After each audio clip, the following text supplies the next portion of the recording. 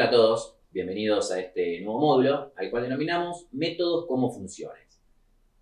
Si lo incluimos dentro de Java Programación Orientada a Objeto, volvemos a hablar un poquito lo mismo sobre lo que hicimos con clases y objetos como tipo de datos, en los cuales son ya conceptos, vamos a ver métodos que están vinculados a objetos y a clases, pero no es el foco de este módulo. El foco de este módulo es aprender métodos. Por supuesto que los métodos son una parte esencial de la programación, de la filosofía del paradigma orientado a objeto, el cual vamos a ver en un próximo módulo. Pero aquí lo vamos a tratar como concepto relacionado, parecido a lo que son funciones en otros lenguajes de programación. Eso que quede bien claro.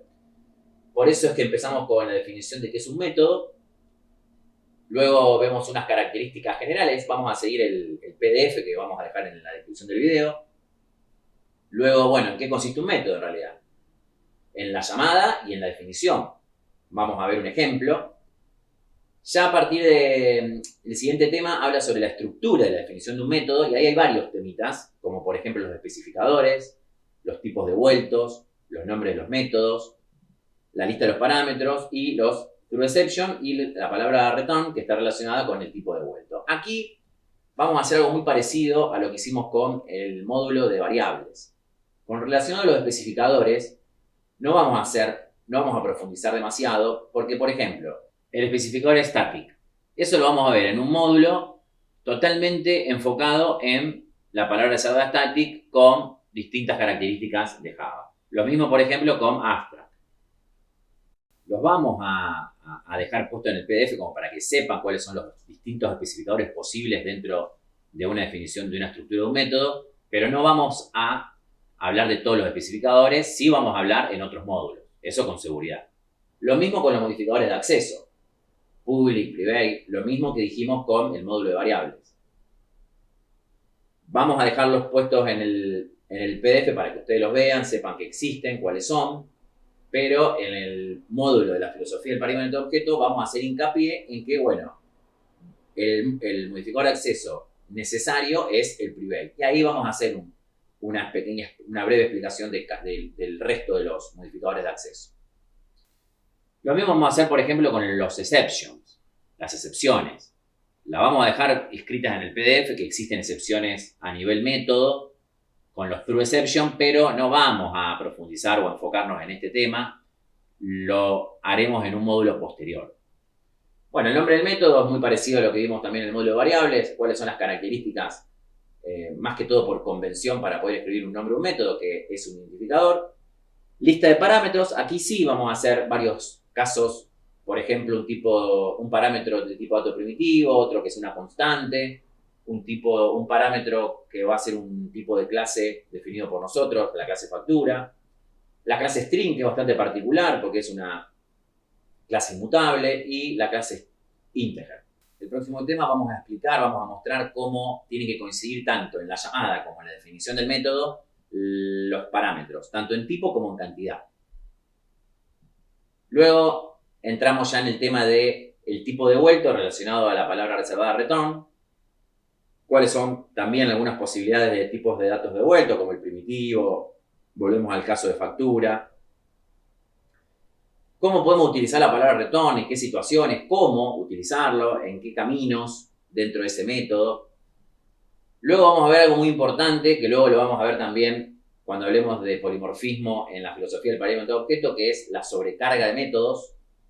Luego lo que es varargs, que son formas de escribir parámetros de una manera distinta, tampoco nada muy importante, pero bueno, existe y lo queríamos poner. A continuación ya entramos en la llamada a los métodos, las posibilidades de cómo podemos llamar un método. Bien, aquí aparece sin ninguna duda el objeto.método, la clase.método estático, bueno, como para que vean que lo que es objeto y clase está totalmente relacionado con métodos, pero siempre aclaremos que este módulo no está enfocado en métodos orientados a la programación, a la filosofía del paradigma de objetos, sino más bien para entender lo que es un método y todas sus opciones. Vamos a ver constructores que se puede decir que a veces está relacionado también a la filosofía del paramiento de objeto, aunque dejamos ahí puntitos suspensivos.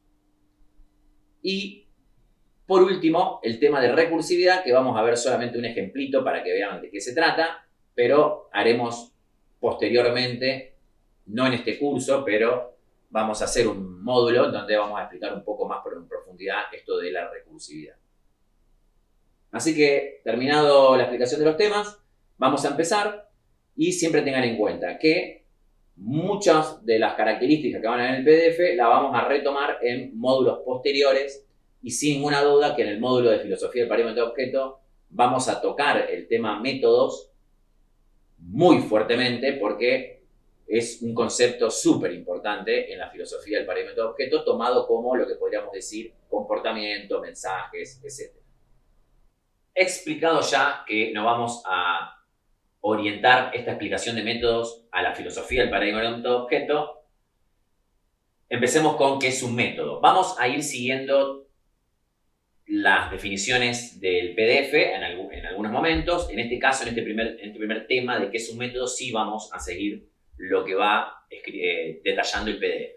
Entonces, un método es un bloque de código que contiene una serie de instrucciones. Un programa hace que se ejecuten las instrucciones al llamar al método y especificando los argumentos necesarios. Perfecto. Entonces, empezamos a entender que es un bloque de código que va a estar delimitado por llaves y podemos empezar a pensar que va a tener un nombre ese bloque de código. Y luego, desde otro método, vamos a poder llamar a ese método para poder ejecutar esas instrucciones.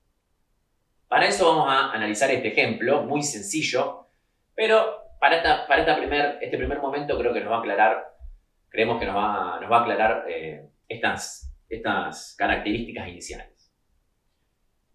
Dice que cualquier método debe estar definido dentro del bloque de una clase. Esto es así.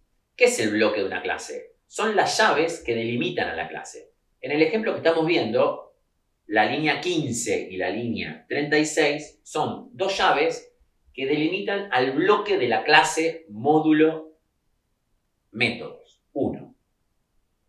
Entonces, todo lo que vamos a definir, los métodos en este caso, lo vamos a tener que definir dentro de ese bloque. No podemos definirlo fuera de esas llaves. Cuando se llama un método, la ejecución del programa pasa al método y cuando este acaba, la ejecución continúa a partir del punto donde se produjo la llamada. Bien, ¿qué quiere decir esto? Nosotros estamos trabajando con el método main hace bastante. No pudimos entenderlo hasta este módulo. Ahora sí vamos a empezar a entenderlo un poco más. Y vamos a explicar una cosita. El método main es un método estático. Eso lo vamos a ver. Y para poder llamar desde este método a otros métodos en esta primera instancia, para estos primeros ejemplos, también vamos a definir métodos con la palabra reservada static como modificador. No importa ahora cuál es el sentido de esa palabra static, pero sí tenemos que poder utilizarlo para estos primeros ejemplos en donde llamamos a los métodos directamente con la llamada desde el método main, con el nombre del método desde el método main. Bien. Vemos en la línea 22 que estamos ejecutando una ventanita, una instrucción que es para mostrar por ventana algo que dice antes de llamar al método. Eso es lo que se ejecuta y seguimos con la línea 23, como cualquier programa. Ahora, en la línea 23 nos encontramos con el nombre de algo y paréntesis. Cuando el compilador llega a esa línea, entiende e identifica que ese identificador que se llama primer método es el nombre de un método. ¿Y por qué? Porque están los paréntesis. Entonces, automáticamente lo que hace, en este caso, porque solamente está el nombre del método, es buscar ese método en esa misma clase. Si no estuviese definido como está definido a partir de la línea 27, y la llave de la línea 28 y la que cierra la línea 33, esa línea generaría un error. Pero como está definido, luego lo vamos a ver esto, pero como está definido, entonces, ¿qué va a hacer el compilador? Recordemos que acá, en esta parte, hablamos de compilador porque estamos haciendo el análisis de la sintaxis. Entonces, cuando el compilador está analizando ese código para poder compilarlo y que luego la máquina virtual lo ejecute, en el caso de que lo quiera ejecutar, cuando nosotros apretamos, por ejemplo, run as, Entonces, el compilador lo que hace es buscar si ese método está definido o no. Si no está definido, nos va a tirar un error en la línea 23 y nos va a decir, mirá, en este código hay una llamada a un método, que yo sé que hay un método ahí que está, la llamada a un método porque hay un identificador y luego unos paréntesis, pero en ningún momento ese método está definido en esta clase. Entonces yo no te puedo dejar compilar este código. Eso por un lado. Ahora, por el lado de que si existe la definición de ese método como está en ese código que en la línea 27, el compilador va a compilar sin ningún problema y luego aparece la máquina virtual. La máquina virtual, ¿cómo funciona cuando hay una llamada a un método y una definición de un método? Una vez posicionada en la línea 23, luego de que se ejecutó la instrucción en la línea 22 y se apretó OK, lo que va a hacer la máquina virtual de Java es buscar ese método, lo va a encontrar y va a ejecutar las instrucciones que se encuentran dentro del bloque de ese método. Una vez que finaliza todo ese bloque de código, que luego vamos a ver distintas alternativas, que los métodos pueden devolver valores y demás, en este caso no, solamente tenemos un método que ejecuta dos instrucciones. Una es declarar una variable de tipo int que le asigna un valor 5 y la siguiente instrucción es mostrar una ventana con ese valor, esa variable. Una vez que finaliza esas instrucciones, vuelve a donde fue llamado, la instrucción en donde el método fue llamado, y sigue ejecutando las instrucciones por debajo de esa llamada al método. Vamos a verlo. Ejecutamos este código, run, y vemos que nos muestra una ventanita que dice antes de llamar al método. Hasta que no apretemos OK, el programa nos sigue, como nos ha pasado siempre hasta este módulo. Una vez que apretemos OK, la máquina virtual va a seguir con la línea 23 y ahí es donde salta y busca la definición de ese método y ejecuta todas las instrucciones de ese método. Cuando termina el método, vuelve a esa línea y sigue ejecutando las instrucciones por debajo de la llamada al método. Vemos cómo ahí aparece la ventanita con el número 5. ¿Eso por qué? Porque está frenado el programa en la línea 32. Hasta que no apretemos OK, el programa queda en esa línea. Una vez que apretemos OK, lo que hace la máquina virtual es volver a la línea 23 y sigue ejecutando las instrucciones que están por debajo de esa línea, de la llamada al método. Ahí vemos cómo apretamos OK y nos muestra una ventana que dice después de llamar al método. Y luego de esa instrucción finaliza nuestro programa. Entonces, vimos en este primer ejemplo cómo podemos hacer la llamada a un método, lo definimos al método y se ejecutan esa serie de instrucciones definidas, declaradas dentro del bloque de ese método. Bien, seguimos con otra de las características que dice que desde dentro de un método se puede a su vez invocar otro método. Bueno, esto es así, esto es lo que estamos haciendo en este ejemplo, en donde desde el método main estamos llamando, invocando al método primer método. Esto va a ser siempre así, lo que va a ir variando es la forma o desde dónde llamamos al método. En este caso estamos solamente poniendo el nombre del método, luego vamos a ver que podemos instanciar un objeto, punto el método, bueno, vamos a ver, esa variante la vamos a ver en este módulo. Pero a donde apunta este ítem, esta característica es que siempre vamos a utilizar la llamada de un método dentro del bloque de un método. Lo que no podemos hacer es llamar a un método desde el bloque de la clase donde no haya un método. Por ejemplo, no podemos escribir el nombre del método para llamarlo en la línea 16. Estamos dentro de la clase, pero no estamos dentro del bloque de un método. Entonces eso estaría mal, sería un error de sintaxis. Eso es lo que quisimos explicitar en esta característica. Seguimos con las características en donde encontramos que dice tengamos en cuenta que todos los ejemplos y o ejercicios resueltos hasta este momento fueron codificados dentro del método main. Bueno, esto siempre lo hemos dicho hasta este módulo y lo seguiremos diciendo. El método main, la clase que contiene el método main es nuestro programa, lo que se llama programa principal, donde se inicia todo. Sabemos que si queremos generar un punto .exe desde un proyecto, solamente tiene que haber una clase con el método main. Lo que pasa es que nosotros ejecutamos todos los ejercicios individuales, entonces vamos poniendo hemos hecho en distintos módulos que hay que en un mismo proyecto hay dos clases con un método main porque ejecutamos solamente la clase con el botón derecho Run As. Pero si nosotros ejecutaríamos con el botoncito Play, que ya lo hemos explicado en otro módulo donde empezamos a programar parte 1, ese botoncito Play va a buscar solamente una clase con el método main, porque sería como hacer un punto exe. Entonces, siempre vamos a seguir ejecutando, arrancando nuestros programas desde el método main.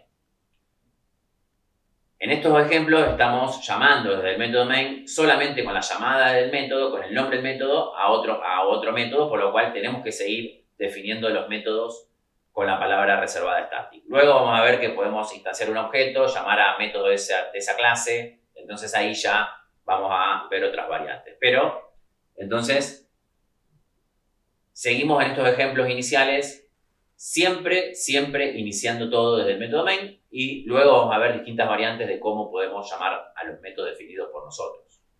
Bueno, seguimos con el próximo ítem. No se puede definir un método dentro de otro método. Bien, veámoslo en el código. Seguimos con el mismo ejemplo. Lo que vamos a hacer ahora es, vamos a cortar la definición del método primer método y lo vamos a meter dentro de las llaves del bloque del método main. O sea, como que estaríamos definiendo ese método, primer método, dentro de otro método. Como dice la característica, que no se puede claramente. Bueno, vamos a ver ahí que no se puede, que nos va a dar un error de sintaxis. Acuérdense que acá estamos en el tiempo de compilación. Cómo copiamos ahí dentro del método main y automáticamente el NetBeans nos dice, no, che, acá yo detecto una definición de un método, pero estamos dentro del bloque de otro método. Esto no es posible. Vamos a ver otro ejemplo, vamos a agregar otro método y de paso vamos también a visualizar que se puede poner más de un método dentro de la clase, dentro del bloque de la clase, en este caso que se llama módulo métodos 1. Vamos a crear otro método que se llama segundo método. Vamos a copiar la definición de este método que ya hicimos y lo pegamos abajo. Fíjense dónde lo pegamos. Lo pegamos después de la llave que cierra el método primer método y entre la llave que cierra el bloque de la clase. Ahí falta cerrar una... Bueno, ahí vemos cómo lo queremos definir ese método dentro del método primer método. Lo mismo, nos tira un error y dice, che, estás queriendo definir el método segundo método dentro del método primer método. Esto no se puede. Esto es un error de sintaxis. Por eso nos marca el error ahí. Entonces, ¿qué hacemos? Lo cortamos y lo pegamos ahí mismo. Fíjense cómo ahí no hay ningún problema. Y ahí vemos también cómo listamos más de un método, si quisiéramos. Siempre dentro del bloque de la clase. En realidad ahí tenemos tres métodos. El método main, el método primer método y el método segundo método. Seguimos con el próximo ítem donde dice que para que un método pueda ser llamado es necesario que haya sido definido previamente. Bien, veamos eso en el código. Bien, veamos en el código cómo vamos a comentar. Bueno, primero comentamos todo lo que es segundo método, que eso lo vimos para el caso anterior. Vamos a comentar tanto la llamada como la definición del método segundo método y también vamos a comentar el método, la definición del método primer método. Y van a ver que automáticamente nos va a dar un error de sintaxis. Acuérdense que estamos en tiempo de compilación, porque nos va a decir el compilador el JDK, que escribimos un identificador que se llama primer método con paréntesis y lo trata de buscar en la misma clase a esa definición del método y no lo encuentra. Fíjense automáticamente cómo nos tira error ahí en la línea 24. Bien, entonces no podemos llamar a un método que no fue definido previamente en el lugar donde tiene que haber sido definido. En este caso, tiene que haber sido definido en la misma clase porque lo estamos llamando con el nombre del método. Eso lo vamos a ver en un tema posterior. Bien, seguimos con el próximo característica donde dice que un método puede ser definido y nunca ser llamado.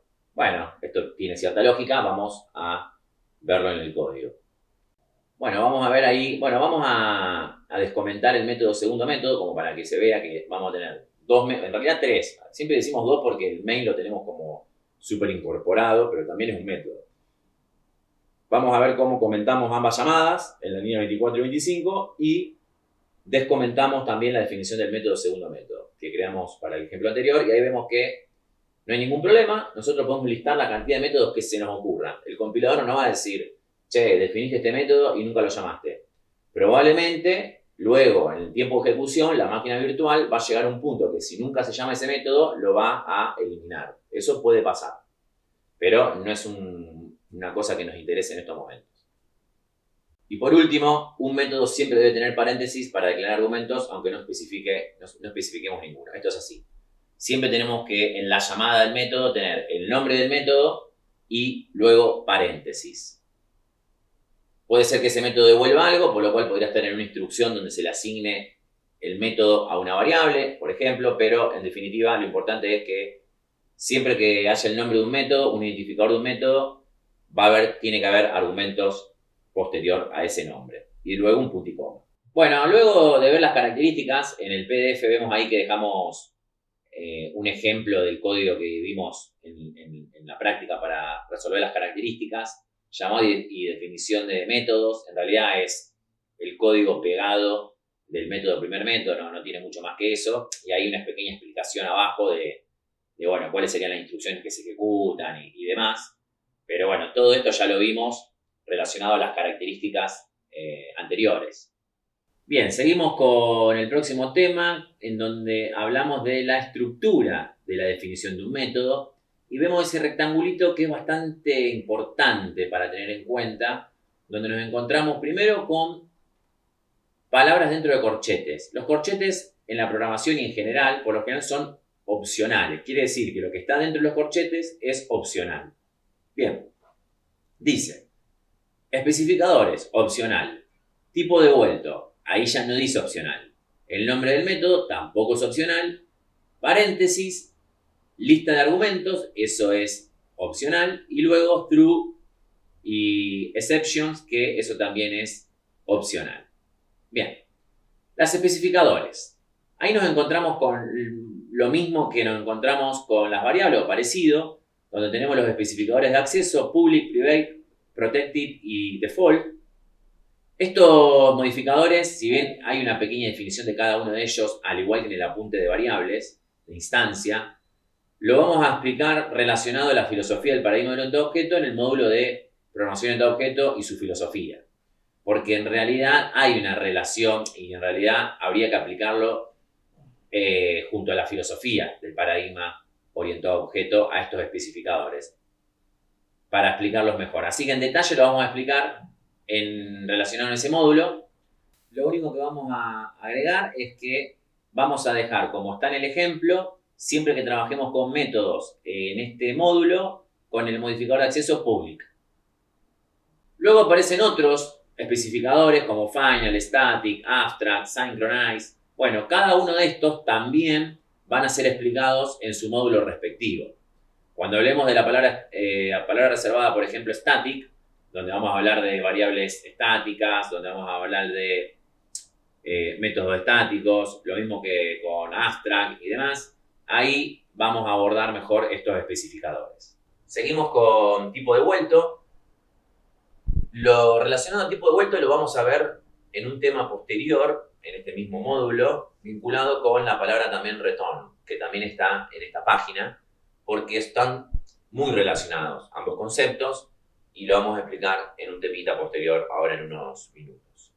Luego aparece el nombre del método, que sigue las mismas características que un identificador, porque el nombre de un método es un identificador, lo mismo que el nombre de una variable, por lo cual aquellos que tengan el apunte de variable que está en el módulo de variables van a ver que a continuación nosotros ponemos un título que es el nombre de métodos como identificador y van a ver que son las mismas características que para darle el nombre a una variable, porque ambos son identificadores.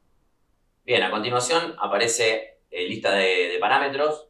Esto lo vamos a ver luego del nombre de métodos como identificadores, lo vamos a ver bastante en profundidad, vamos a ver varias opciones, varios casos prácticos.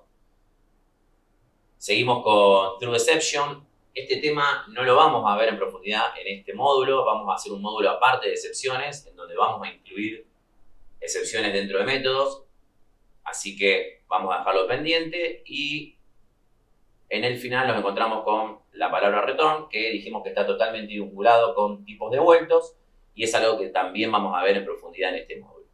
Así que bueno, a continuación seguimos con el nombre de métodos como identificadores y luego con las opciones de lista de argumentos. Vamos a explicar el concepto de lista de parámetros, argumentos. Volvemos al caso anterior del método primer método. Recuerden que cuando hablamos de parámetros o argumentos, los paréntesis, por más que no haya parámetros o argumentos, como en este caso que estamos viendo, siempre llevan los paréntesis. Los paréntesis son obligatorios en las llamadas de métodos y también en las declaraciones. Bien, en este caso no teníamos ningún argumento, ningún parámetro. Lo que vamos a hacer ahora es agregar entre los paréntesis, en la llamada del método, la variable llamada var que está declarada en el método main.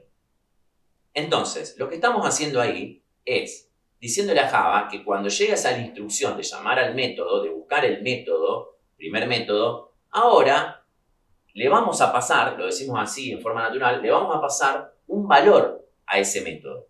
O sea que, además de poder llamar a un método, a su declaración, también podemos tener una comunicación de valores y decirle, che, cuando llamo a este método, cuando busque este método, le voy a pasar este valor que viene desde el método main, desde donde se hace la llamada, en este caso, el método main.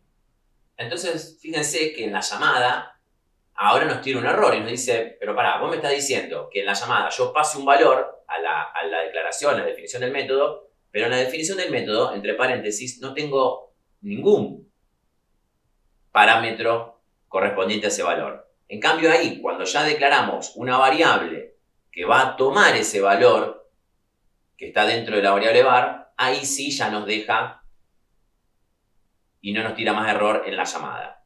Recuerden en el apunte de variables que cuando nosotros hacemos lo que estamos haciendo ahí en la línea 30, que entre paréntesis ponemos int var1, estamos declarando una variable. Eso es una declaración de una variable nueva que va a ser una variable local para ese método. El método primer método. Ahí vemos una imagen de cómo sería más o menos la comunicación entre las variables. Ahora la vamos a explicar. Muy bien, nos encontramos con el primer cuadradito que dice var, adentro tiene un 4 y siempre recuerden, una variable tiene su posición de memoria. En este caso es 1, 2, 3, WR1, bueno, W debería ser una representación alfanumérica, por lo cual la W y la R no estarían dentro. Recuerden que siempre hasta la F, pero bueno, lo dejamos así porque justo no nos quedó la imagen de esa manera.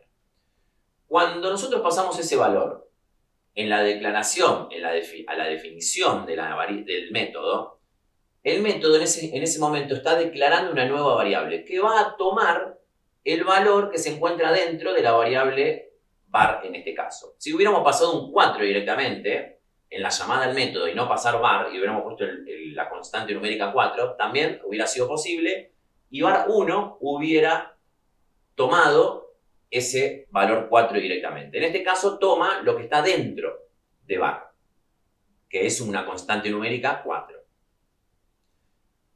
Entonces, estamos declarando una nueva variable que solamente va a ser visible dentro de ese método, primer método.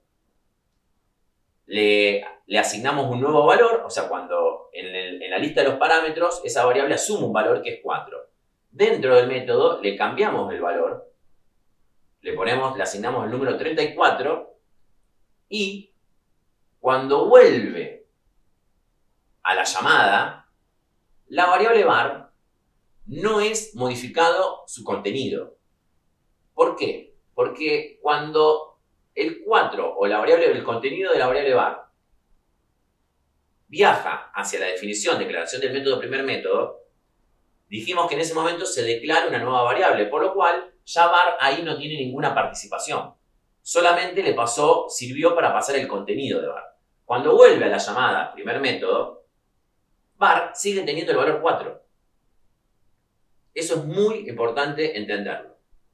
Estamos hablando ahora de datos primitivos. Estamos pasando una variable de dato primitivo. Después luego veremos qué pasa cuando pasamos una variable de tipo factura, por ejemplo. Pero en este caso estamos hablando de tipos de datos primitivos.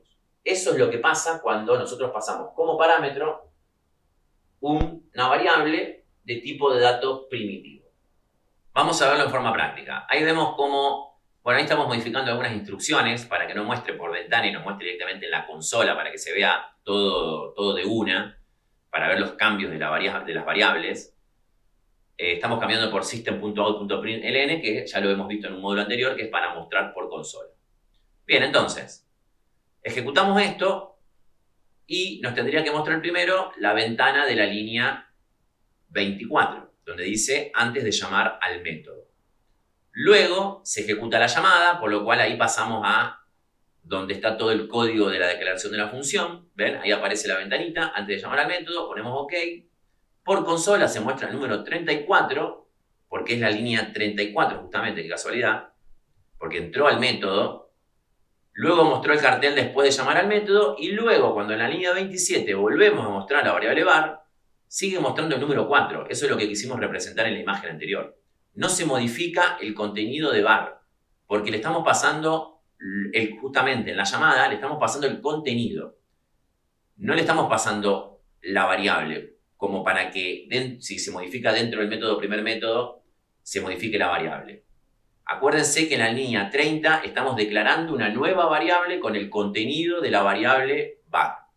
Por lo cual no se modifica la variable var si se modifica la variable var1 dentro del primer método. Eso es muy importante entenderlo, por eso lo repetimos reiteradas veces. Bueno, ahí estamos cambiando un poquito otra vez las instrucciones para que muestre todo por consola de nuevo. Ahora sí, hasta los mensajes antes de llamar al método y después de llamar al método los va a mostrar por la consolita. Y bueno, va a pasar exactamente lo mismo. Fíjense también ahí estamos mostrando dentro del método var1 para que vean cómo aparece ese valor. Si no le hubiéramos asignado el 34 en la línea 20, en la línea 33, hubiera mostrado 4.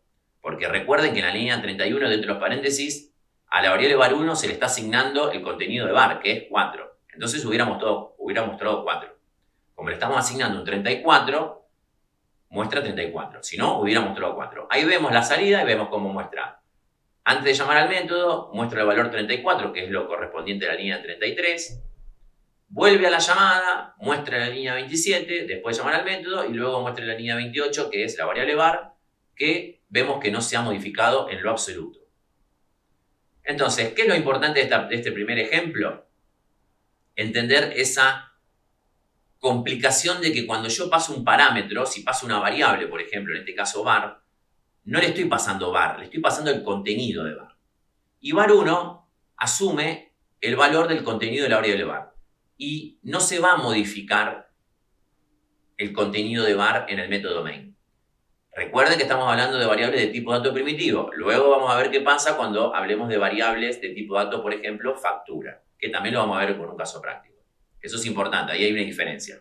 Y también vamos a ver qué pasa con string y, por ejemplo, integer, que son clases especiales.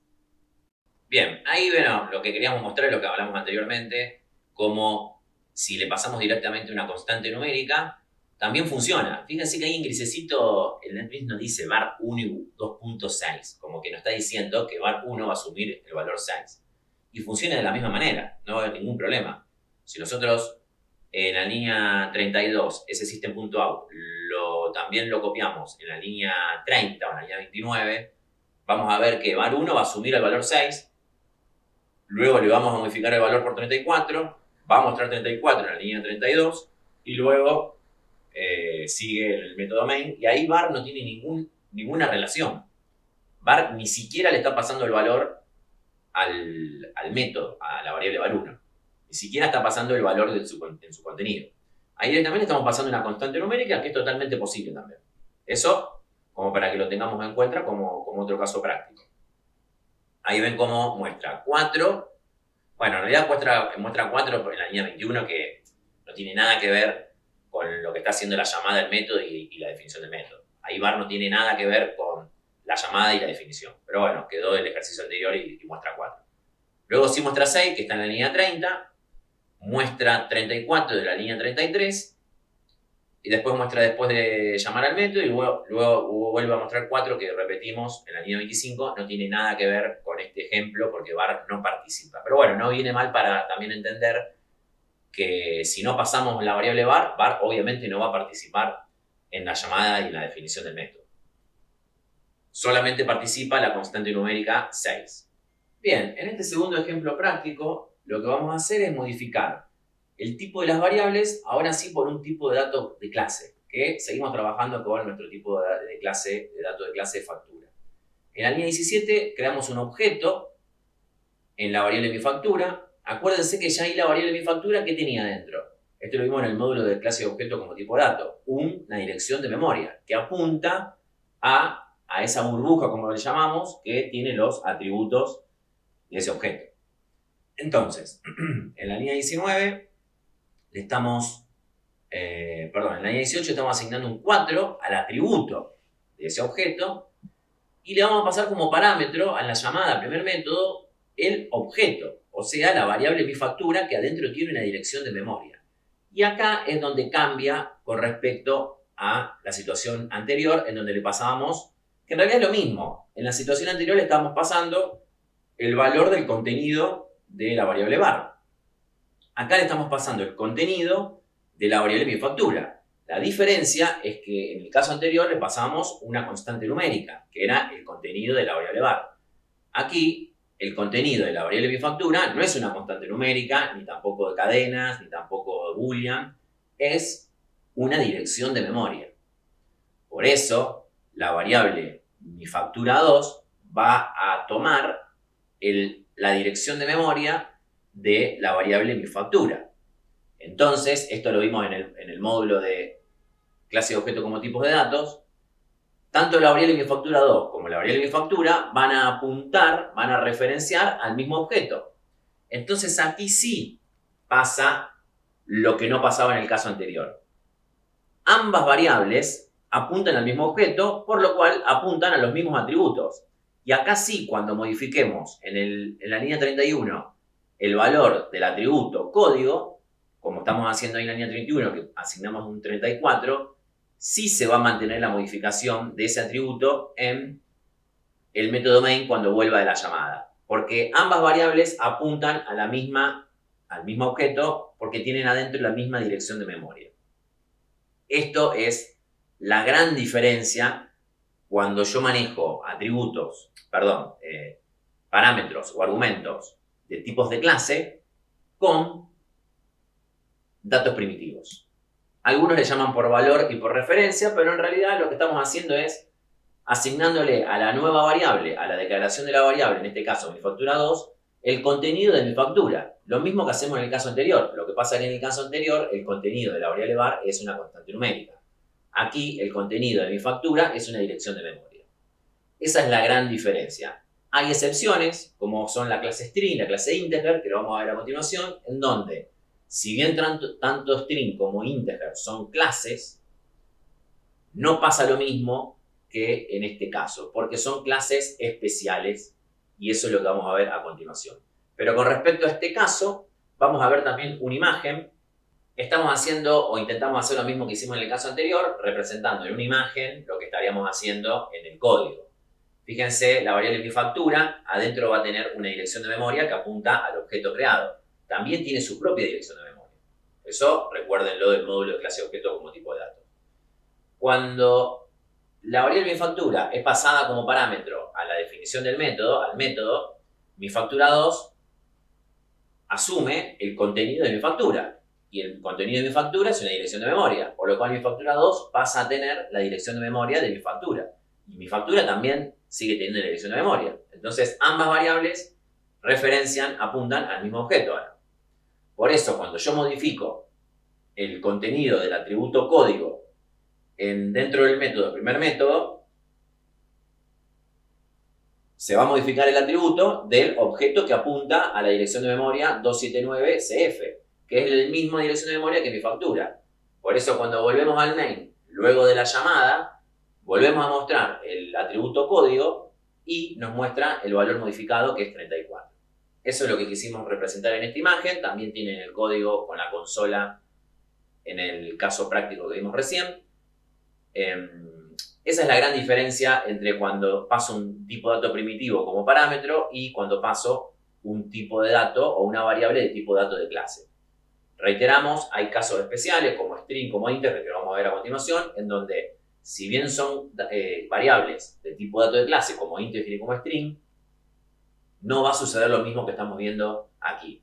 se van a comportar de una manera muy similar a los tipos de datos primitivos y lo vamos a explicar por qué.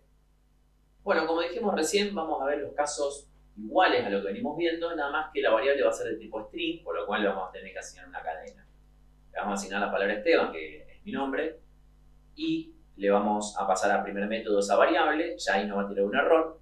Fíjense cómo en la línea 22 nos tira un error porque nos está diciendo que el tipo de dato que le queremos pasar en la llamada es de tipo string, el tipo de dato de la variable var. Pero la definición del método espera un valor de tipo int. Eso también siempre hay que tenerlo en cuenta cuando hablamos de funciones, en este caso de métodos, que los tipos de datos tienen que coincidir. Entonces lo que vamos a tener que hacer es cambiar el tipo de dato de la variable var1 en la definición del método en la línea 28. A partir de ahí ya los tipos de datos van a coincidir. Luego vamos a ver que también tienen que coincidir la cantidad de parámetros y los tipos de datos de cada parámetro. Eso lo vamos a ver ahora en un ratito, pero bueno, no es el objetivo en este momento. En este momento el objetivo es explicar la clase string. No la clase string como clase inmutable, eso lo vamos a ver en un módulo aparte, pero sí que cuando utilizamos la clase string como parámetro, hay que tener mucho cuidado porque no pasa lo mismo que vimos en el caso anterior, aunque string es una clase. Lo que pasa es que es una clase muy especial. Entonces, cuando utilizamos strings, variables de tipo string, no estamos utilizando direcciones de memoria de la misma manera que utilizamos en el caso anterior, o sí, pero con ciertas limitaciones a la hora de modificar, sería el caso de los atributos, como en el caso código. Entonces, tener en cuenta que cuando utilizamos variables que vamos a pasar como parámetro, o cadenas directamente, como hicimos con la constante simbólica del número 6, que también podríamos pasar directamente una cadena, entre comillas dobles, no va a pasar lo mismo que pasó en el caso anterior. Cuando modificamos el valor de var1 dentro del método, no se va a mantener esa modificación cuando vuelva la llamada y queramos mostrar var en la línea 25, porque no estamos utilizando la misma dirección de memoria. Cuando modificamos un string, al no poder modificar los valores de esa clase, de ese objeto, se crea un nuevo objeto, cosa que no es intención de ahora profundizar en eso, pero para que tengan en cuenta que esto no se puede hacer.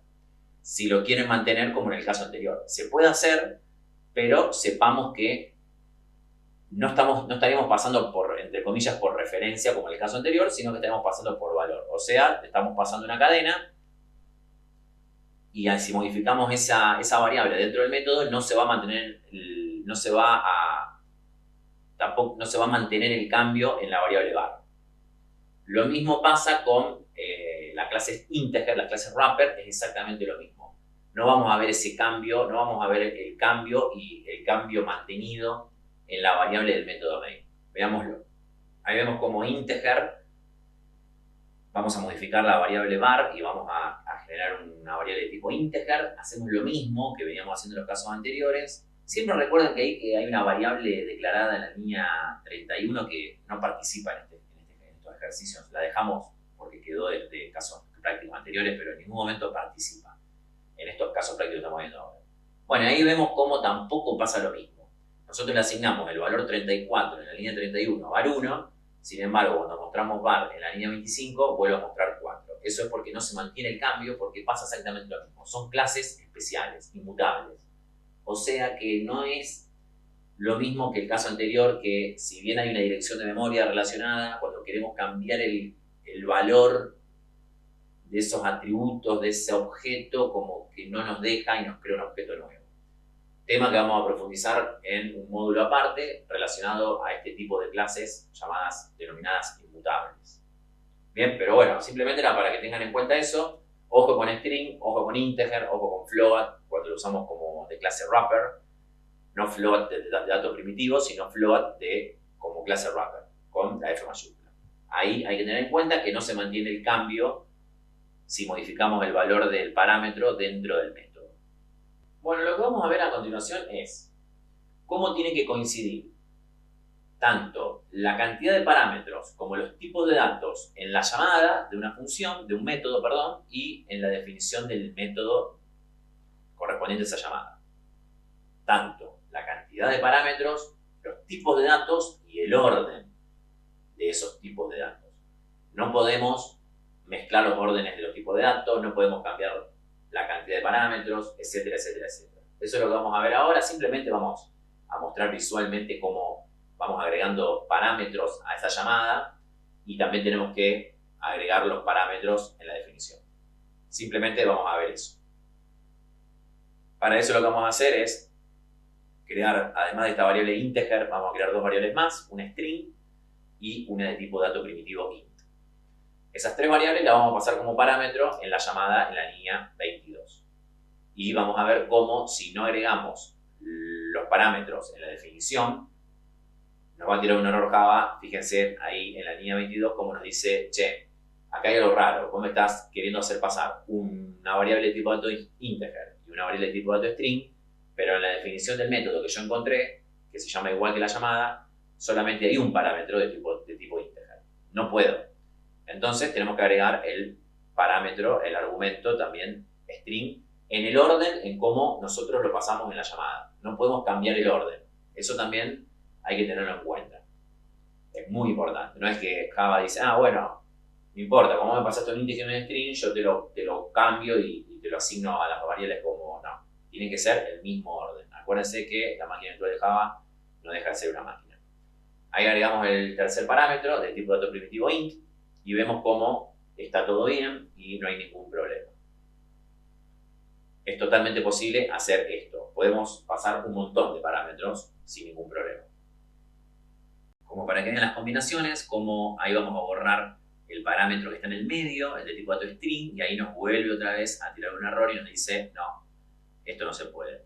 Modificamos el orden, sí coincide la cantidad de parámetros, pero modificamos el orden de los tipos de datos y tampoco se puede, como en el caso que habíamos visto hace un ratito, que eran dos parámetros. Entonces siempre tengan en cuenta, importa el orden, los tipos de datos y la cantidad de parámetros entre la llamada y la definición de esa llamada, de ese método. Importantísimo. Ahí vemos cómo Java, la máquina virtual de Java, no nos deja continuar en este caso, ni tampoco nos dice, che, bueno, ¿querés que te ponga el string en el parámetro string y el integer en el integer, el int en el int? No. Tenemos que poner todo tal cual debe ser. Cantidad de parámetros, tipos de datos de cada parámetro y el orden. Es importantísimo tener en cuenta eso. En este caso lo único que podemos hacer como distinto es el parámetro integer en la definición lo podríamos hacer int. Entonces, se puede eso porque integer y int están totalmente relacionados. Entonces, cuando nosotros le pasamos en la llamada la variable var, que es de tipo dato integer, y en la definición hay un int, eso no hay problema porque Java, la máquina virtual de Java los convierte automáticamente porque es posible. También lo podríamos hacer directamente en el maintenance.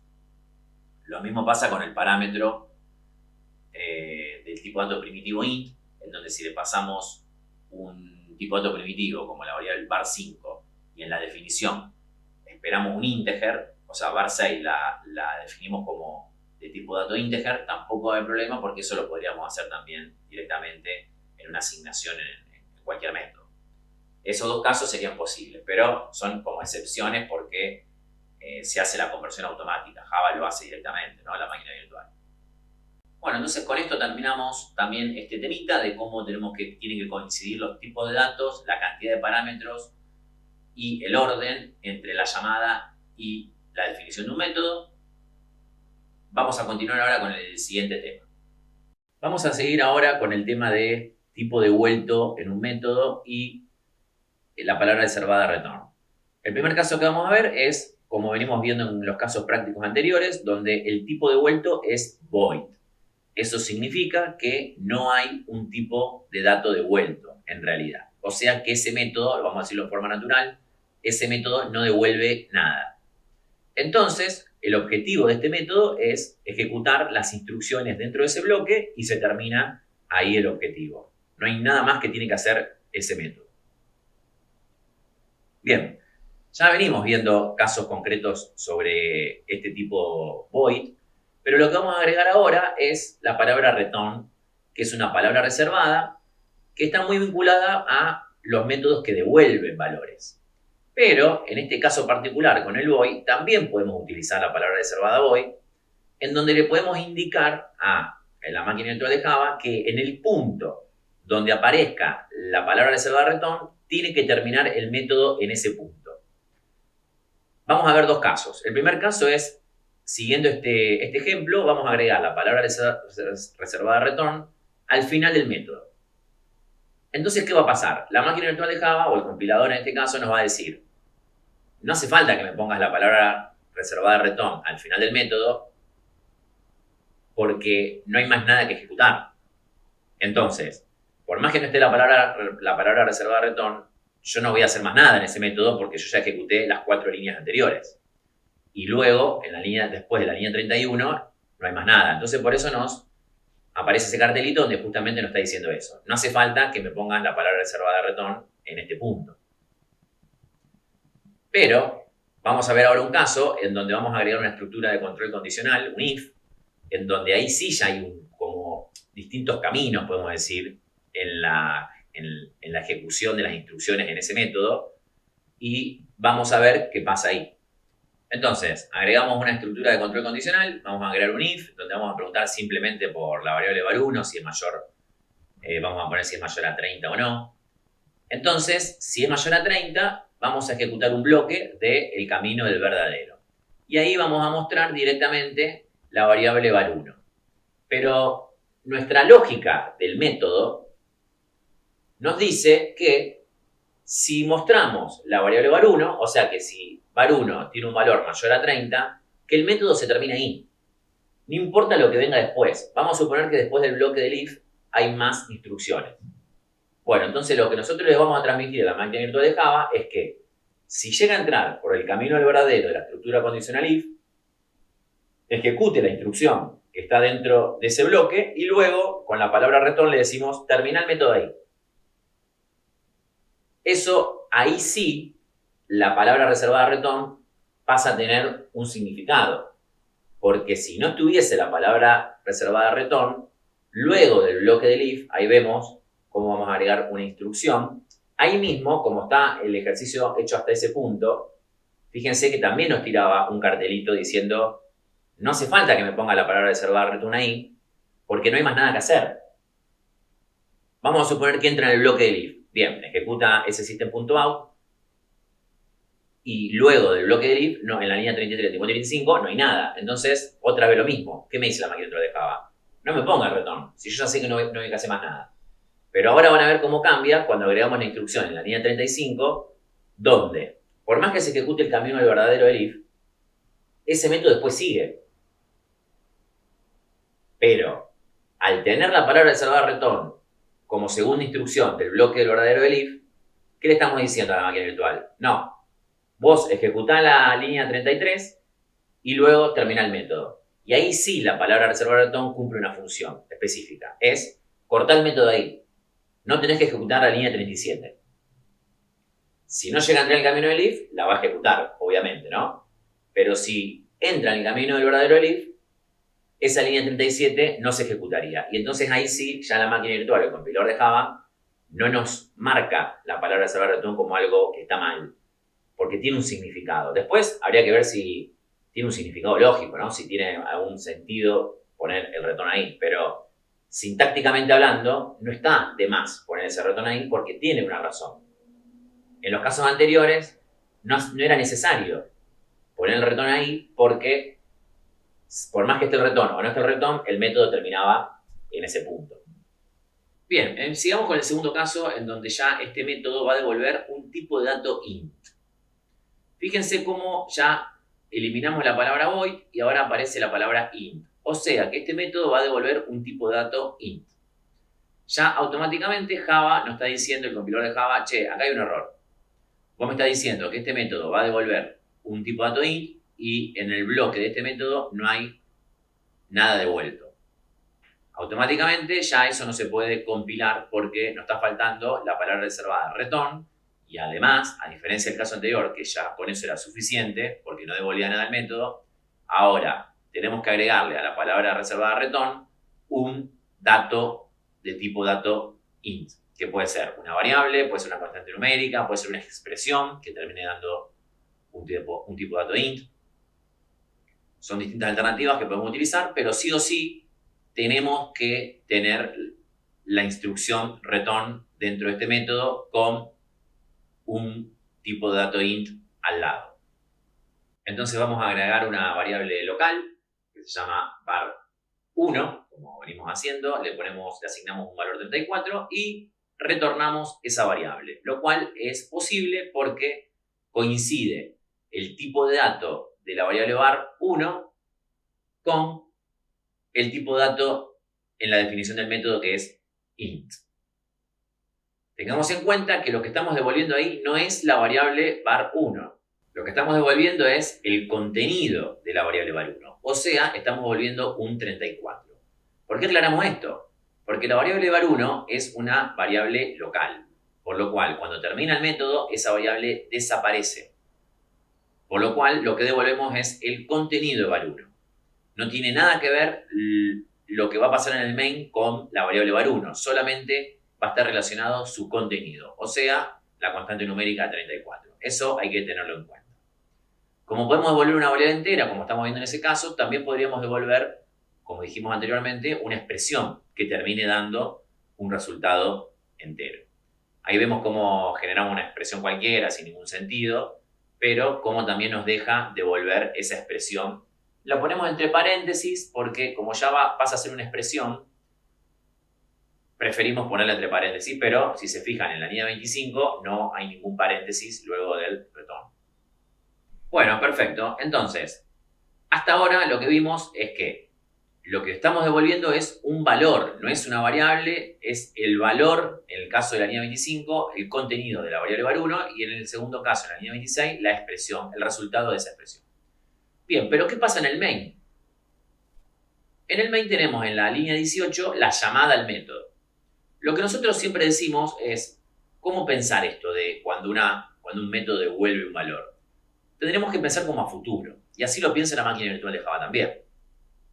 Lo que analiza la máquina virtual de Java es esa llamada que está en la línea 18, que dice primer método y los paréntesis y el punto y coma, a la larga va a terminar siendo reemplazado por el tipo de dato, en realidad por un valor, que va a ser del tipo de dato que devuelve el método, o sea, un tipo de dato int.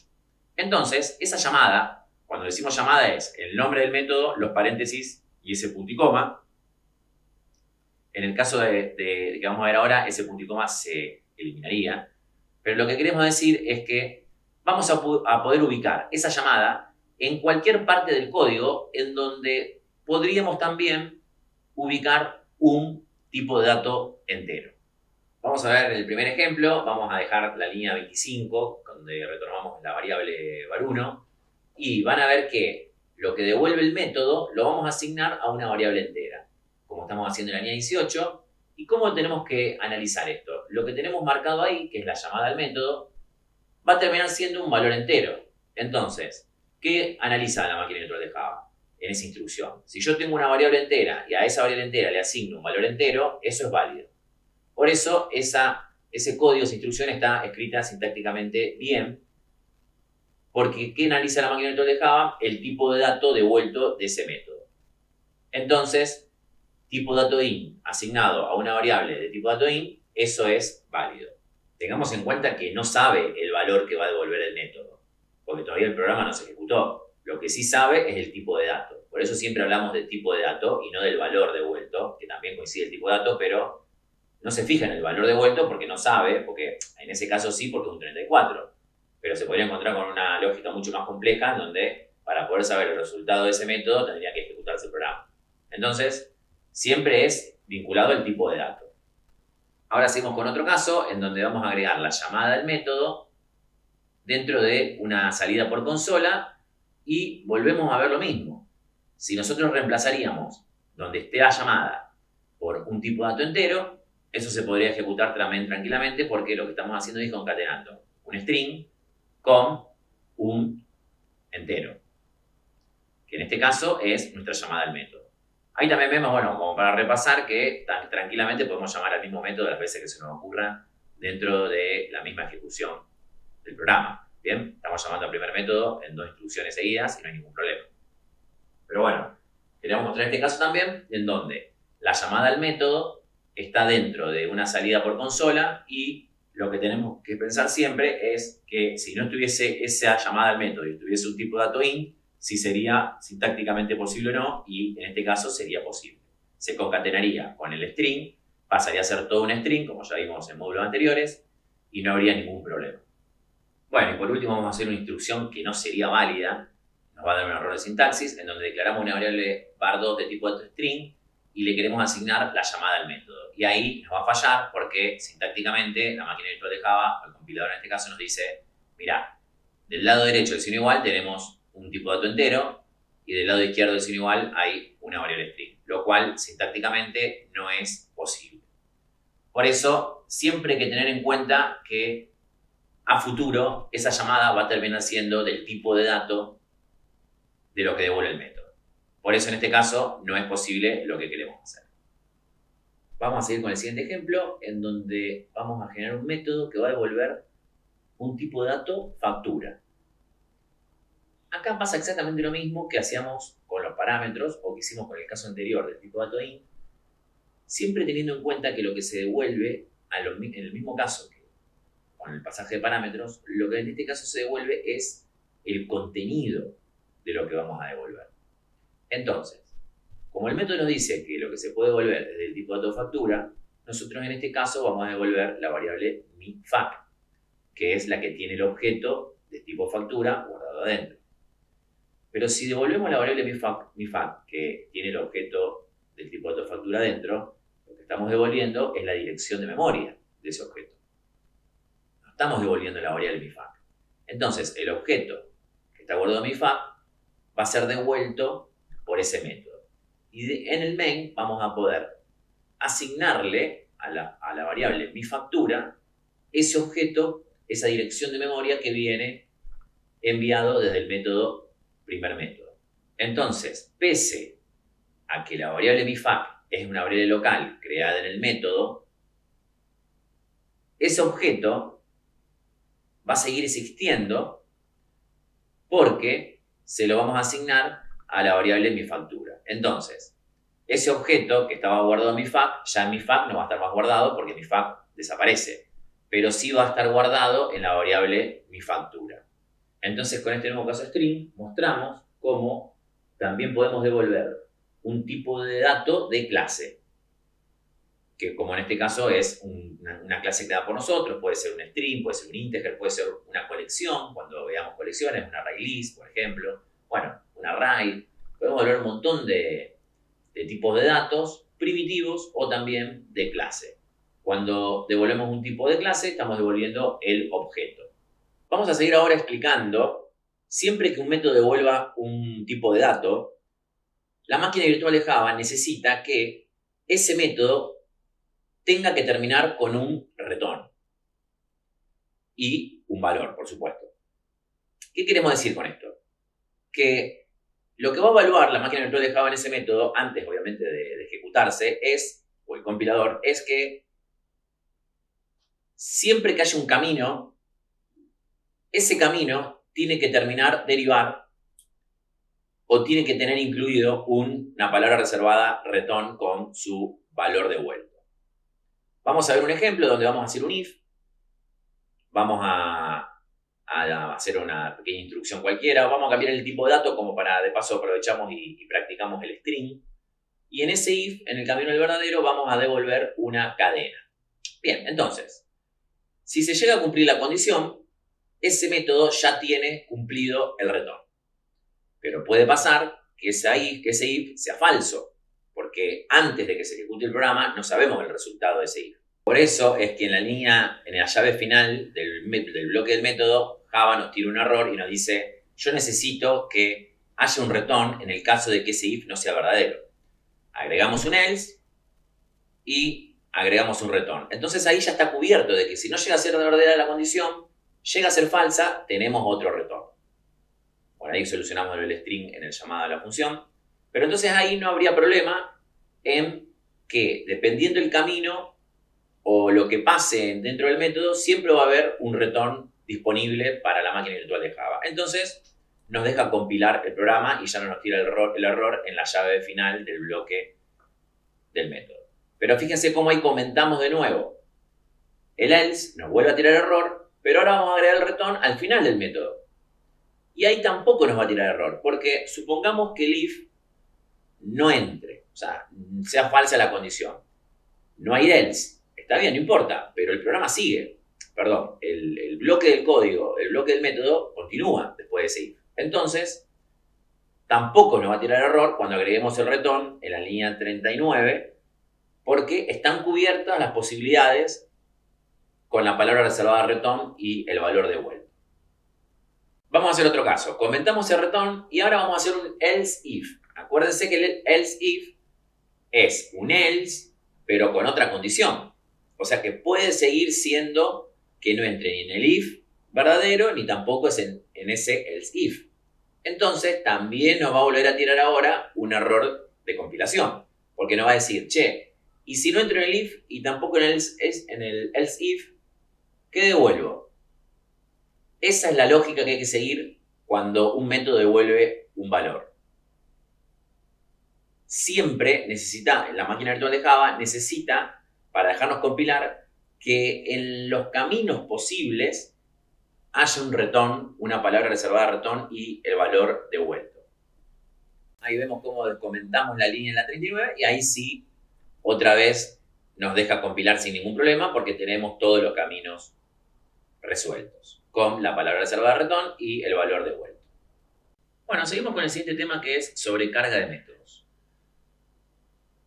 Este tema también lo vamos a ver en el módulo de la programación de todo objeto y su filosofía porque algunos lo relacionan con el concepto de polimorfismo. Aquí no lo vamos a ver, ya sabemos que no estamos viendo la filosofía del parámetro de objetos, sino que vemos más los temas conceptuales.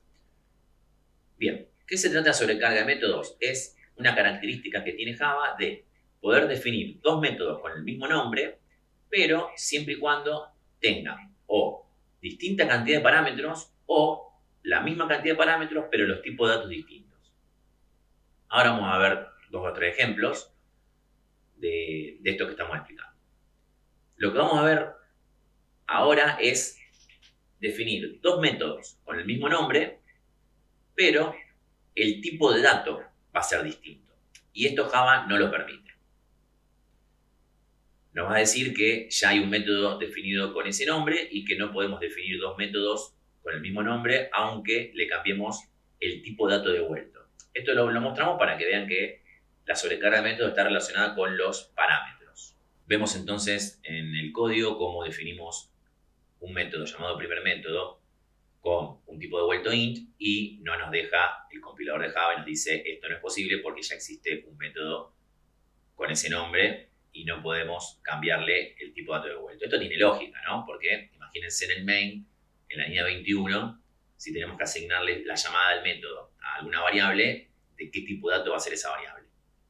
No se podría. Entonces, no es posible definir dos métodos con el mismo nombre, aunque el tipo de dato devuelto sea distinto. Visto estos casos que no son posibles, ahora sí vamos a ir a los casos posibles, que es definir métodos con el mismo nombre, pero con distintas variantes en los parámetros, en la lista de los parámetros. Ahí vemos cómo definimos dos métodos con el nombre primer método, pero uno tiene un parámetro de tipo int y el otro tiene un parámetro de tipo int y un parámetro de tipo string. Acá estamos viendo la variante en donde varían por la cantidad de la lista en los parámetros cada método. Esto es posible, esto se llama sobrecarga de métodos en Java. Bueno, ahí ya terminamos de agregar algunas instrucciones para completar un poquito este código y lo que hacemos ahora es agregar otra llamada en el main que va a ser la llamada para el método definido en la línea 34. ¿Cómo entiende la máquina virtual de Java cuando tenga que ejecutar esto? ¿A dónde tiene que ir? Por la lista de los parámetros. Si le pasamos un parámetro de tipo int, irá al método definido en la línea 27 y si le pasamos un parámetro de tipo int y una cadena o un parámetro parámetro tipo string irá al método definido en la línea 34. Entonces, ahí sí no hay ningún problema, el compilador nos deja y luego la máquina virtual de Java va a poder elegir a qué método dirigirse. Bien, y vamos a ver un ejemplito más en donde la sobrecarga de métodos va a ser a partir del tipo de dato del parámetro. Vamos a hacer un primer método que va a tener un parámetro, igual que el método definido en la línea 25, pero el tipo de dato va a ser distinto. Y esto también es posible. ¿Por qué? Por lo mismo que explicábamos recién. La máquina virtual de Java, a partir del llamado del método y el parámetro y el tipo de dato que le pasamos como parámetro, va a poder decidir a qué método dirigirse sin ningún problema. Bueno, esto es lo que llamamos sobrecarga de métodos. Luego, como dijimos al principio de este tema, vamos a verlo un poquito también cuando hablemos de la filosofía del paradigma de todo objeto en el concepto de polimorfismo. Vamos a hablar ahora de argumentos de longitud variable. Se llaman var args, que sería como un diminutivo de var variables y args arguments. Bien, ¿para qué sirve esto? No es muy conocido. Se implementó en el JDK 5 y lo que intenta hacer es, cuando tenemos métodos que no tenemos muy claro o que pueden ser llamados con más de un parámetro del mismo tipo de dato, entonces podríamos definir un arreglo de ese tipo de dato como parámetro y le pasaríamos, por ejemplo, un arreglo con esos valores, o podemos crear lo que se llaman estos var args, que nos van a permitir, como vemos ahí en la línea 23, ese int, 3 puntitos y una variable, nos van a permitir llamar a ese método con distintas cantidades de parámetros, siempre de ese tipo de dato, y ese argumento llamado nums va a ser una raíz, en este caso, de tipo dato int. Nosotros no vimos en este punto todavía raíz, por lo cual puede ser algo que todavía no lo entienden al verlo cuando estamos explicándolo ahora, pero bueno, lo pueden dejar para un próximo momento. Lo importante era dejarlo en este módulo porque está relacionado con métodos. Así que ahí igual dejamos la demostración de cómo podemos recorrer ese atributo ya como tipo arreglo. Y bueno, esa es la característica. Dejamos en el apunte otras características, como algunas más, como por ejemplo, tiene que ser siempre el último parámetro, si es que hay más de un parámetro en el método, en la definición del método. Bueno, queríamos simplemente nombrar esta característica y seguimos con el próximo tema. Vamos a seguir con el tema de constructores. Venimos diciendo hasta ahora que cuando encontramos un identificador, mejor dicho, la máquina virtual de Java o el compilador, un identificador y luego paréntesis, sabemos que estamos hablando de la llamada a un método. Y si vemos ahí lo que estamos marcando, tenemos un identificador, que es el nombre de una clase, y paréntesis, cuando instanciamos un objeto de una clase, un nuevo objeto de una clase. Bueno, eso es un método. Eso se llaman constructores. Es un método que se llama automáticamente cuando se instancia un objeto de una clase. ¿Y dónde se define ese método? Dentro de la clase factura. Este caso particular que estamos viendo ahí es un método, un constructor, que se llama por default. Quiere decir que si nosotros vamos a la clase factura, no vamos a encontrar ningún método definido correspondiente a ese constructor, porque es el constructor por defecto, por default. Esto quiere decir que no recibe ningún parámetro. O sea, prácticamente ese constructor no hace nada. Pero sí es necesario en Java, en la tecnología de Java, que exista. Siempre que yo instancie un objeto en una clase, va a haber un constructor por medio. Entonces, este tema lo vamos también a ver en módulos posteriores. Pero bueno, queríamos nombrarlo ahora porque venimos ya trabajando con objetos y están los constructores ahí involucrados. Ven como ahí no hay ningún método. Bueno, ese método es viejo, se lo borramos. Pero ahora vamos a declarar un método dentro de la clase factura que se va a llamar igual que la clase. Y solamente va a ser public y no va a tener ningún parámetro. Ese es el método constructor por defecto. Que no hace falta ponerlo porque, como verán, no hace absolutamente nada, pero sí es necesario, porque siempre que instanciamos un objeto, es necesario que haya un constructor. Como este constructor justamente no hace nada, entonces no hace falta ponerlo porque internamente la tecnología Java ya lo ejecuta sin que tengamos que escribirlo nosotros. Pero lo podemos escribir y vemos que se escribe de esa manera. Los constructores tienen el mismo nombre que la clase. ¿Por qué decimos los constructores? Porque podemos declarar constructores con parámetros. O sea que al instanciar un objeto, le pasemos como parámetro algunos valores y ese constructor que se va a ejecutar sus instrucciones cuando se instancia el objeto va a poder hacer instrucciones. Podría ser, por ejemplo, con sus variables de instancia. Por ejemplo, ahí vemos cómo vamos a declarar otro constructor, pero en este caso ese constructor va a tener un parámetro por defecto. Perdón, va a tener un parámetro. Entonces ahí cambia la cuestión, porque ahora Java nos va a decir, bueno, vos me estás declarando un constructor que tiene un parámetro. Entonces, cada vez que vos quieras instanciar un objeto de esta clase, vas a tener que pasar un parámetro para poder vincularlo a ese constructor. ¿Ven? Como ahí nos tira un error y dice, no, vos querés instanciar un objeto con un constructor que no tiene parámetros y no hay ningún método definido en la clase factura que no tenga un método sin parámetros. O sea, sería el método por default, el constructor por default. Entonces la pregunta es, ¿pero cómo? Si antes sin escribirlo ya existía. Bueno, pero una de las reglas es, mientras no haya ningún constructor escrito, el constructor por defecto existe. O sea, no hace falta ponerlo, escribirlo, definirlo. Ahora, si ya escribimos algún constructor que tenga algún parámetro, o sea, que no sea el constructor por defecto, entonces estamos obligados a escribir el constructor por defecto, o sea, el que no tiene ningún parámetro, si queremos seguir instanciando objetos sin parámetros. Entonces, vamos a declarar, aparte del constructor definido con un parámetro, vamos así ahora a declarar el constructor por defecto. Y ahora van a ver que sí, en la otra clase, cuando instanciamos el objeto que llama al constructor por defecto, no hay ningún problema porque ahora sí lo declaramos. Entonces, esa es una regla importante para tener en cuenta dentro de las características de constructores en Java. Y también podríamos llamar al constructor, ya que lo tenemos, pasándole un parámetro, en este caso un parámetro entero. Podríamos usar cualquiera de los dos constructores al momento de instanciar objetos de la clase factura.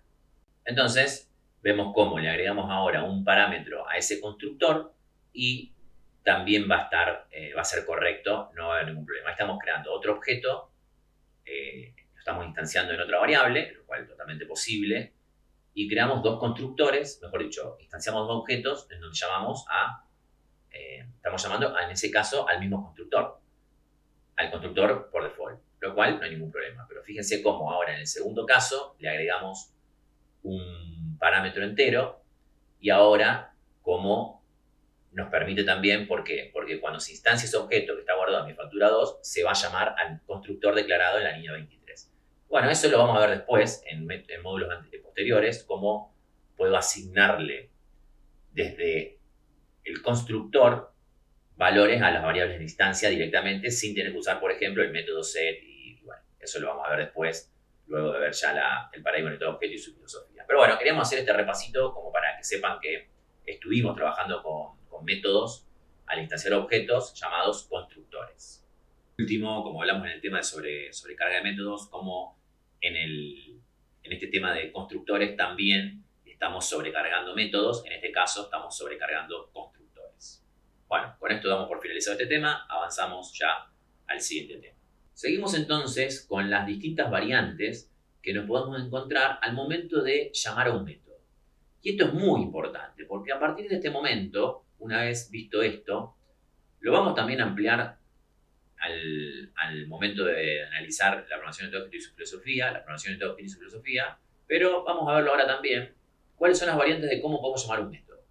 Y esto es muy importante, decíamos, porque con este contenido ya podríamos analizar mucho código en Java y entender cómo está escrito.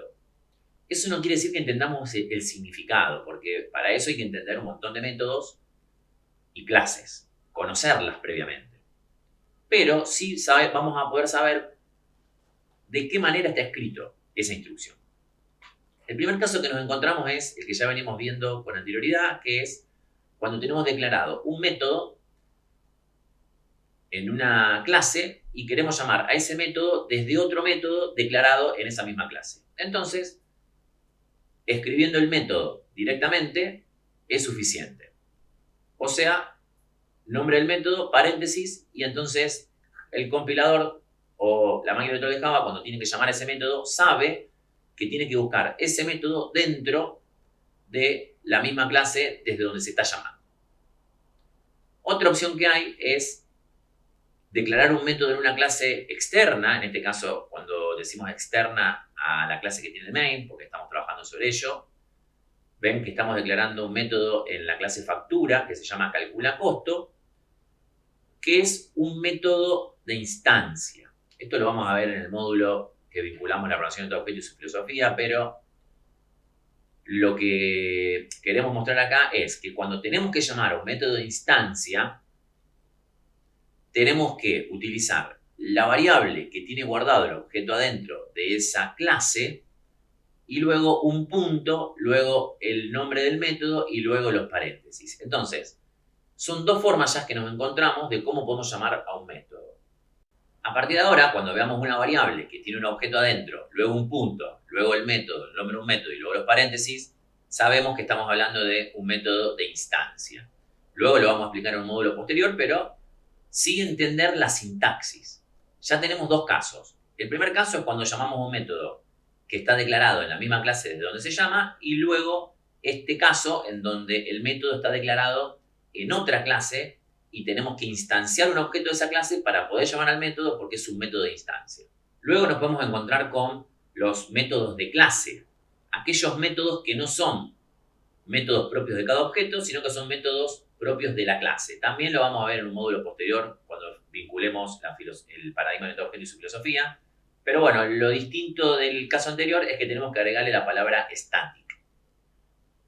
Palabra que ya venimos usando con los casos anteriores, lo que pasa es que está más vinculado a el método main. En este caso, cuando declaramos un método en una clase con static, estamos hablando de métodos de clase. Lo vamos a ver este concepto luego en otro módulo, pero nos sirve porque para llamar este método lo vamos a poder llamar desde otra manera. Mejor dicho, lo tenemos que llamar de otra manera, que es utilizando en la clase o en el método desde donde se va a llamar este método, el nombre de la clase, punto, el método y paréntesis. Vemos cómo ahí directamente ponemos factura, punto, y ya nos aparece la opción de, bueno, los atributos de clase también y el método de clase. Y ahí tenemos una tercera opción de cómo se puede llamar un método en Java cuando hablamos de métodos de clase, lo cual necesita la palabra static en la definición del método. De la misma manera que cuando hablamos en el apunte de variables sobre variables de static, hay un problema cuando trabajamos con métodos estáticos, que es que en la definición dice que para llamar un método estático, que es como son de clase, esto lo vamos a ver luego en otro módulo, pero no importa, queremos aclararlo ahora, tenemos que utilizar el nombre de la clase adelante. Pero en realidad también se puede llamar un método estático desde un objeto de esa clase. Y si nosotros utilizamos la variable factura y ponemos punto, la cual nos tendría que mostrar, nos tendría que listar los métodos posibles y, por ejemplo, los atributos también posibles, vamos a ver que no nos muestra el método estático para poder utilizarlo. Pero si escribimos la variable factura, punto, y nosotros mismos escribimos el método estático, nos va a dejar el compilador. O sea que hay una falla, ahí quedó algo mal en la historia de Java, por lo cual el concepto nos dice, o de hecho en la propia documentación de Java, de Oracle, nos dice que no tenemos que llamar un método estático desde un objeto, pero podemos hacerlo si lo hacemos nosotros mismos en forma manual. Y por último, hay una opción también menos conocida relacionada a esto de los métodos y podría ser también los atributos estáticos, que podemos importar aquellos atributos y métodos estáticos en una clase poniendo import static sobre el bloque de clase, ¿no?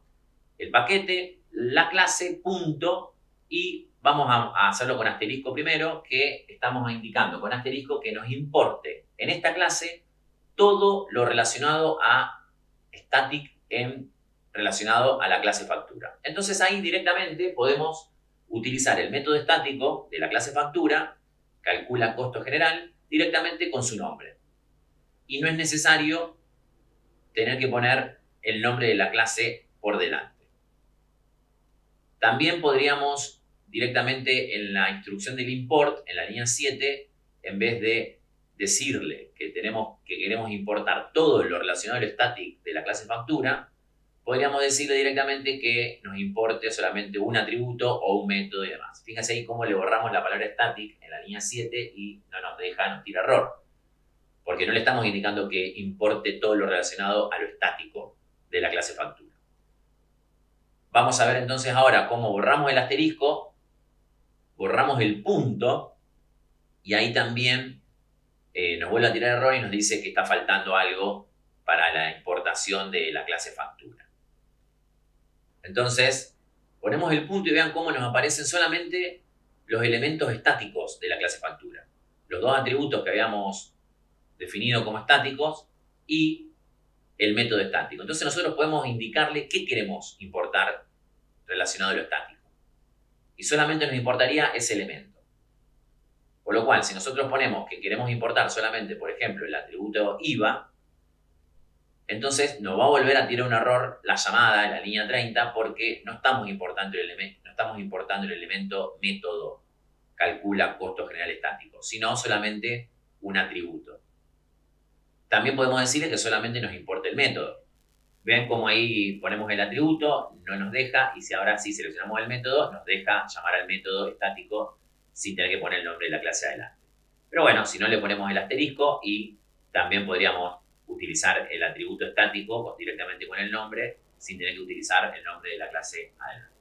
Bueno, y como para finalizar este tema, vamos a hacer una instrucción que venimos haciendo muchísimo a lo largo de todos estos módulos hasta este, que es el hotoptionpaint.showMessageDialog y dos argumentos. Entonces, nosotros venimos utilizando esto un montón y sabemos que es para generar una ventanita que muestre un cartelito, un mensaje. Pero vamos a suponer que alguien está viendo este video, este módulo, y se encuentra con la instrucción de la línea 33. Probablemente no sepa qué hace esa instrucción, porque hasta el punto de este módulo nosotros lo sabemos porque lo venimos haciendo en módulos anteriores. Pero esa persona que ve este módulo y ve esa instrucción no va a saber qué hace esa instrucción. Pero lo que sí tiene que saber a partir de este módulo, o viendo este módulo, es qué hay escrito ahí. Entonces, ya tenemos que saber que showMessageDialog es un método. ¿Por qué? Porque tenemos el nombre del identificador y luego hay paréntesis con argumentos. Eso es un método. No hay otra forma. ¿Y qué sabemos también? Que tiene parámetros. ¿Y qué sabemos también? Que es un método estático. ¿Por qué?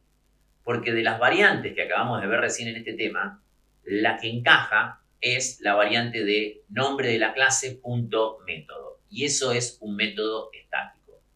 También entonces sabemos que hotOptionPaint es el nombre de una clase. Entonces, esa es la idea a partir de este tema de recién. Probablemente no sepamos el significado de showMessageDialog con hotOptionPaint. Lo que sí sabemos ahora, cómo está escrito sintácticamente eso y qué es cada cosa. A continuación vamos a ver un ejemplo del próximo tema, que es recursividad. Vale aclarar que recursividad es un concepto bastante, se puede decir, que utilizado o aplicado para estructuras complejas. Nosotros acá lo vamos a ver en un ejemplo en el cual muy probablemente una estructura de control de iteración dentro del método iteración sería más simple y gastaría menos memoria que utilizar esta recursividad. Pero bueno, es a modo de que se conozca lo que es la característica de recursividad. Probablemente hagamos un módulo posterior donde expliquemos ya recursividad, pero orientado a modelos más complejos. Entonces, lo que vemos aquí es un método llamado iteración que recibe un parámetro, y acá lo distinto, lo llamativo es en la línea 26 cómo generamos una llamada dentro de la misma dentro del mismo bloque donde está definido ese método y llamamos al mismo método. Se llama a sí mismo el método. Entonces, se va a entrar el método la primera vez. Como num1 es menor a 5, va a mostrar num1. Luego, se vuelve a llamar a iteración, pero ahora con num1 más 1. Entonces, el objetivo de este ejercicio es mostrar del 1 al 4, inclusive, los números consecutivos. Bueno, es simplemente para que se conozca lo que es el concepto de recursividad. En el apunte dejamos algunos conceptitos, pero siempre entendiendo que son ya características bien definidas para probablemente estructuras más complejas. Bueno, y con esto damos por terminado este gran módulo de métodos vinculado a funciones. Vamos a volver a tocar el tema métodos cuando en el próximo módulo veamos la programación de objeto vinculado a la filosofía. No vamos a hacer casos prácticos. En un momento pensamos hacerlo, pero creemos como hay tantos temas variados en este módulo, creemos que tendríamos que hacer un caso práctico por tema y sería muy, muy largo esto. Aparte hemos hecho casos prácticos en algunos temas, así que no vamos a hacer casos prácticos para que ustedes practiquen, sino más bien vean cada tema y si quieren profundizar con algún ejercicio práctico pueden buscar en la web sin ningún problema, que van a encontrar un montón. Terminamos aquí este módulo, esperamos que haya sido útil para ustedes y nos vemos en el próximo módulo.